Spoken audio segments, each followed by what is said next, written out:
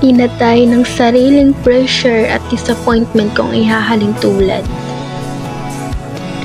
Hindi pa ba sapat? Kulang pa ba ang lahat?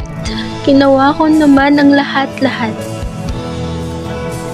Eksaktong sabi bandang 11:00 sa may 7-Eleven habang nanginginig na hawak ang papel.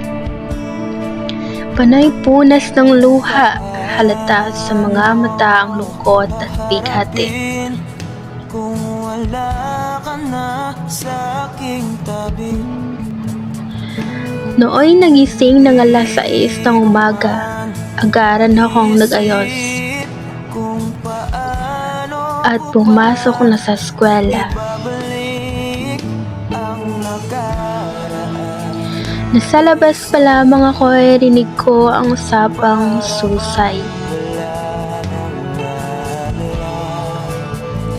Hindi ko may detalyado sa utak kaya dali-dali akong pumasok sa silid-aralan. Sabay-sabay nagtagpo ang tingin ng aking mga kaklase nang ako'y makarating.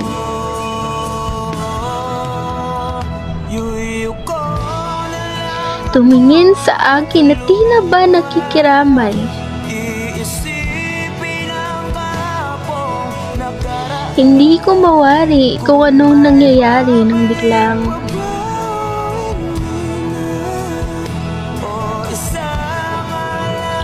condolence pre. Kami rin ay nagluluksa sa pagkamatay ng girlfriend mo.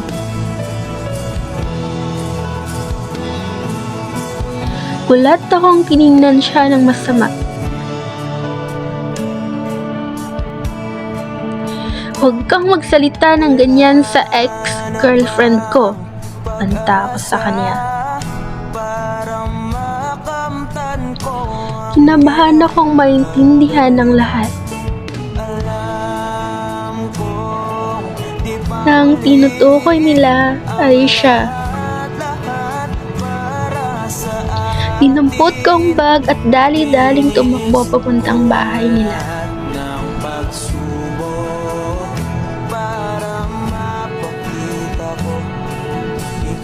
Natnan ko ang kabaong at ang umiiyak na tingin ko ay inay niya.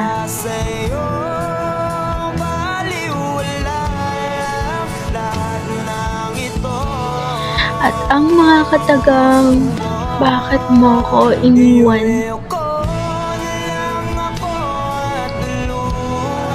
Namangin ako ay ganun rin ang sabi ng utak.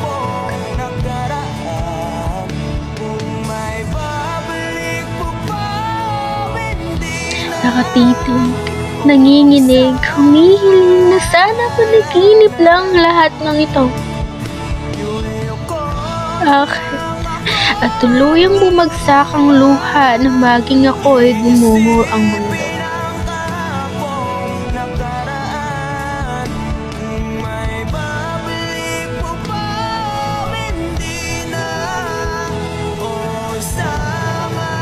Umiiyak siya nang magtagpo ang landas sa 7-Eleven. Nais ko man siyang lapitan, ngunit hiniling nga sa akin noon na huwag akong lalapit.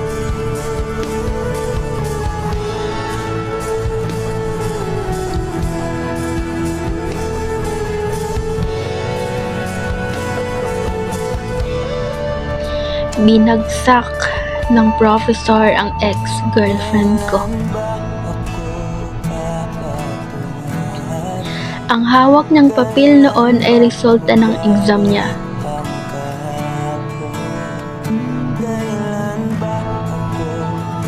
Nakikiusap ng second chance ngunit hindi pinayagan.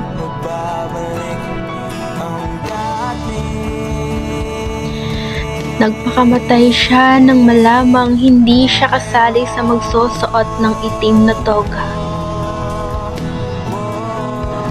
Kabaong na lamang naabutan ko.